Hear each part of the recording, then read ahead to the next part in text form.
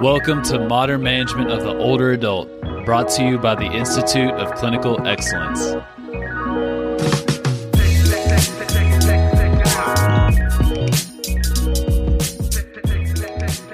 Welcome to the PT on Ice podcast. My name is Dr. Jeff Musgrave, Doctor of Physical Therapy. Welcome to the Daily Show. So today is Wednesday. That means it's Jerry on Ice. We're going to be discussing what's in a name, AMRAP, EMOM, and rounds for time. Before we get into that, if you're looking to up your Jerry game in 2023, you've got lots of opportunities. So next cohort of Essential Foundations is going to be on April 26th.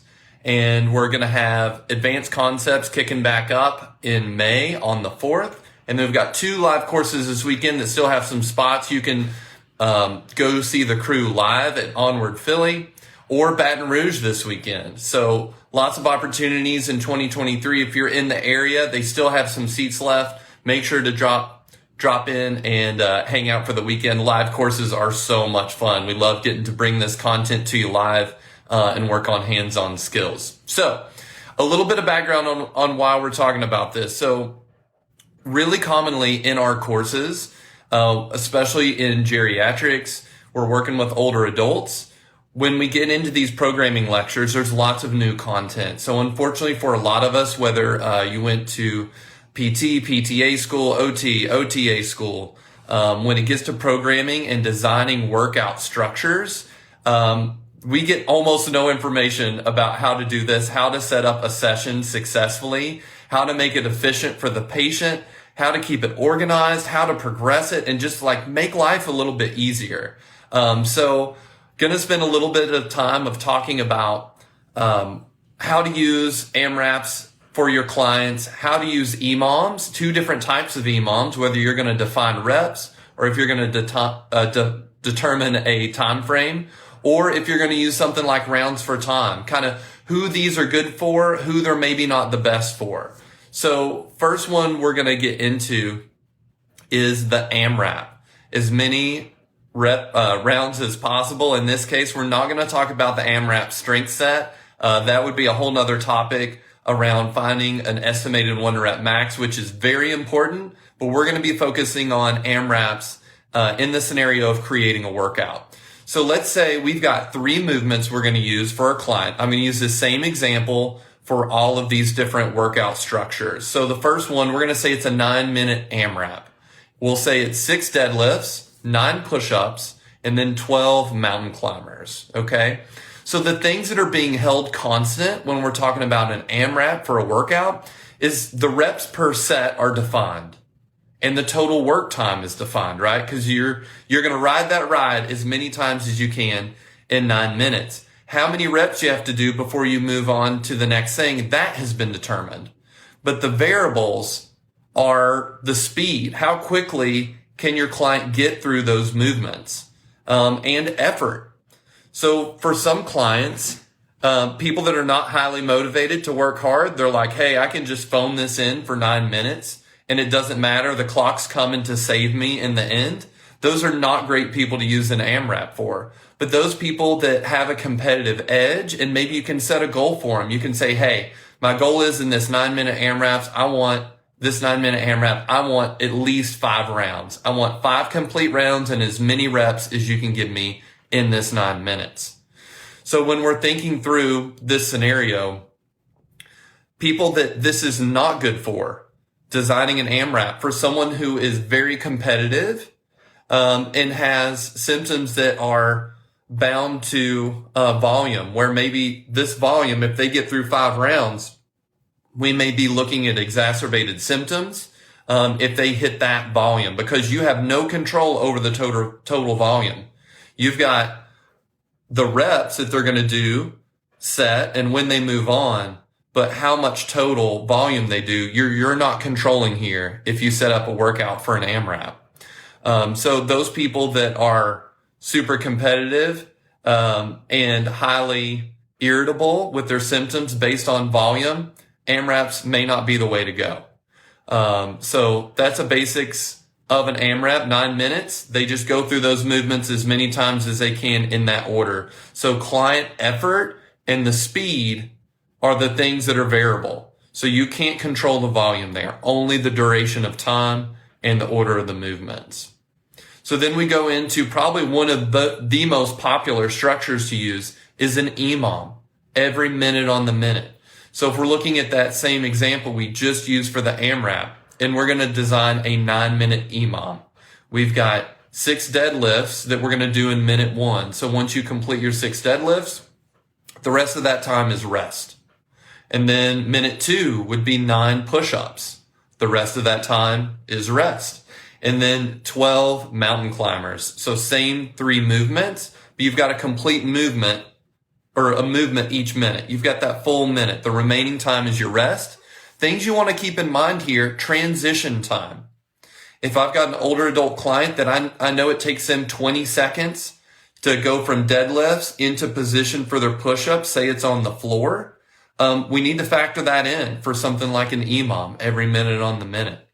I would say in general, as long as you have some idea of your client, what they can do in a minute, these are great for everybody. An EMOM is great. Mitch Babcock is famous for coining the term REMOM, rehab every minute on the minute, because these are really commonly used in rehab, really helpful. You can also adjust these very easily.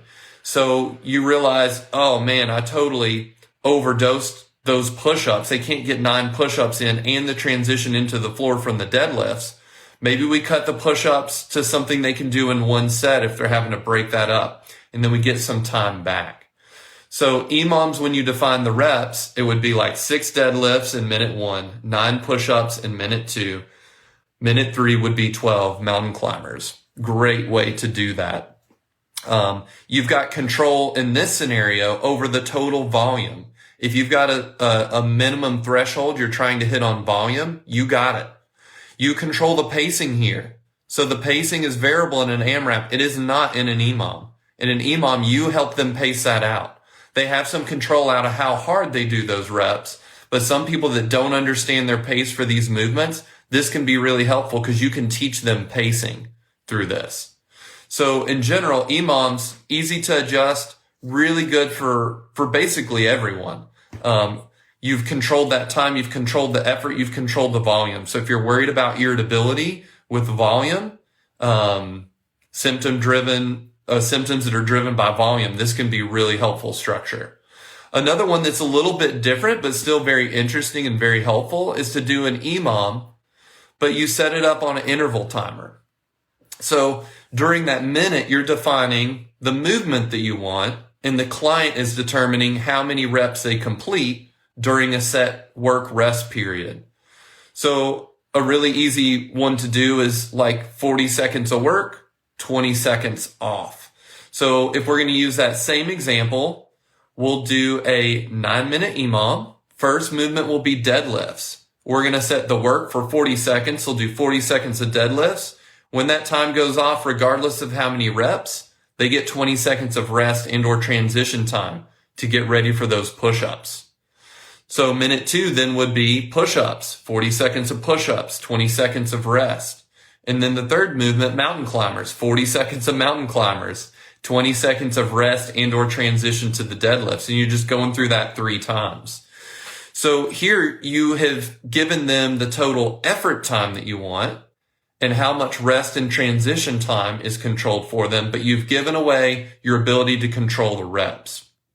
So some caveats here to think about is you've given up volume again. So someone who is, their symptoms are driven by volume, total volume of movements, this may not be a good way to go unless you really know your client. If you know your client well and know how many reps of deadlifts they're going to get in 40 seconds, then that's fine. You can still control the volume. But for most of us with new clients, if we're worried about total volume driving symptoms, this is not a good way to go. I see this structure being a lot better for cardio driven interventions where you're trying to get the heart rate up and control that work rest period, and that's going to drive your cardiovascular adaptation. That's really what you're looking for. These can also be helpful as like shakeouts or during deload weeks where maybe we're going to give someone a really lightweight for those deadlifts, an easier version of the push-up than normal, an easier version of the mountain climber where maybe it's elevated in a plank position up on a countertop when they usually do it in the floor. So we're purposely making the movement much easier because the volume is going to be variable. It's going to be a very high volume workout when we do that EMOM and then set the work rest clock to 40-20. This is very similar to doing like a Tabata set, which is really commonly used structure. A lot of us have done that type of exercise. It's very similar, but Tabatas are set up 20 seconds of work, 10 seconds of rest. So instead of every minute being a different movement, you can set that up to be a different movement every 30 seconds. So you're thinking about kind of 30-second blocks of time. But the movement is changing every 30 seconds. Sometimes you can use the same one. You could do a bike Tabata where you're doing the same thing. But if you're trying to get variety, and move between movements, just be mindful that 10 seconds is not a whole lot of time to rest or transition. So you got to be really mindful about what order your movements are. If you want that client to be getting up and down off the ground several times during the session, how much effort that takes, how much time that takes. So really want to be mindful. Like in this structure, we're talking about deadlift, push-up, mountain climber. If someone's going to use an elevated surface like a big box or a countertop for push-ups and mountain climbers, this is great. But if we change this deadlift, push-up, mountain climber structure and we did push-ups on the floor and then we did deadlifts, they've got to get up, and then mountain climbers, they've got to get down in the floor again. So we're forcing those floor transfers. And we may want that. And if those are easy for clients, but just little subtle things to think about with the structure here. So that's AMRAPs, that's EMOMs based on reps, EMOMs based on time, and a little bit about Tabatas. So now we go into rounds for time. So rounds for time can be really helpful for someone who is motivated to get done quickly. So what we're doing here is we're defining the total volume. So we're controlling volume here. We're saying 6 deadlifts, 9 push-ups, 12 mountain climbers. And we're going to say, I want you to do 3 rounds as quickly as possible. Sweet. So the client is control of pacing and they're motivated by the time frame. The sooner you get through these movements, the sooner you're done. So something to keep in mind here is we've given away our ability to control how long this is going to take. If it's a busy schedule, a busy, heavily scheduled day, it's a new client, I do not recommend rounds for time. This can go sideways really quick, especially with someone who doesn't know how to pace themselves, or you can't predict how pacing is going to go for them. So just bear in mind, you've controlled the volume, but the speed and pacing are out the window. So someone comes in really hot on the first round and a half and their hands and knees gasping, struggling, doing 1 rep at a time. This workout that maybe you controlled in the EMOM format, you know, I only need a 9-minute block once I start the clock. You do rounds for time and someone paces this poorly, it could take 12 or 15 minutes if they come out real hot and start failing reps, or they can't complete these movements, or you need to be ready to scale those movements and make them easier. So maybe instead of push-ups on the ground, we're going to have to move those up on the box because this has taken way longer than we intended. So once you know your client well and those clients that they have a competitive nature, set a goal for them. Say, hey, 3 rounds for time. I want to see if you can get this done in 8 minutes or less. Anything less than 8 minutes, that's icing on the cake. That's a big high five. That's a gold star for the day. Those people can be super motivated by just going faster, getting this done very quickly. So the people that I would avoid it for, people that don't know how to pace themselves, you don't have time to waste. So if this could take extra time, that could be bad news for your schedule for that day. So be cautious for rounds for time. And when I'm working with clients or I'm giving homework for people, those people that like to be competitive, they like that. Sometimes I'll give that to them in their homework, especially people that it's like, they don't want to spend a whole lot of time, but we can force that intensity because they're competitive. And then if they mess up their timing at home, that's on them. That's not on my clock time in the clinic. So I don't use those a ton in the clinic until I know clients pretty well, but use that a ton for homework. And the cool thing about all of these structures is you can get a little bit different stimulus based on which structure you use in the same workout. If all this stuff is brand new for you, I would highly recommend to try these different formats together. Maybe even the workout that I outlined here. 3 rounds for time of 6 deadlifts, 9 push-ups, 12 mountain climbers. And then maybe another day you do it as a Tabata, 40 seconds on, 20 seconds off, go through 3 rounds. Or you define the reps and then feel what that rest feels like when you do 6 deadlifts and you've got the rest of that time to get ready for push-ups. Or you could do this once again, try it on yourself on another day. 9-minute AMRAP, 6 deadlifts, 9 push-ups, 12 mountain climbers. So lots of ways to look at this structure. If you're unfamiliar with this, practice it yourself. That's the best way to really get a feeling for this.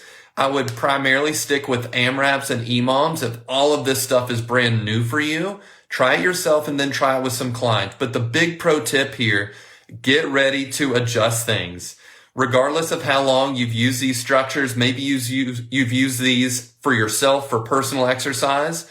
When you're switching over to doing this with clients, you need to make sure that you really understand how to adjust these on the fly.